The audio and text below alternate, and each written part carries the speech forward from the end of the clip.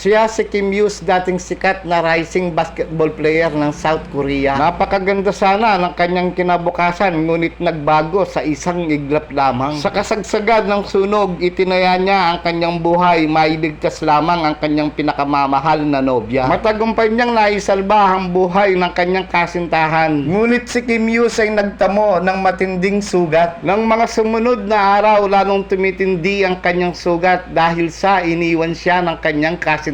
Napakatindi ng kanyang pinagdadaanan, iniwan na siya ng kanyang pinakamamahal na kasintahan. At nawalan na din ng karir sa pinapangarap niyang maging isang sikat na basketball player. Iniwan na din siya ng kanyang mga tagahanga. Nakakalungkot, tanging alaala na lamang ang naiwan sa kanya. Ngunit sa pagbabago ng kanyang anyo, di na mabubura kailanman na isa siya sa libu-libong tao na nagmamahal ng totoo. Nasa larangan ng pag-ibig, gagawin ng lahat, isasakripisyo man ang kanyang buhay. Mailigtas lamang ang taong pinakamamahal. Naman!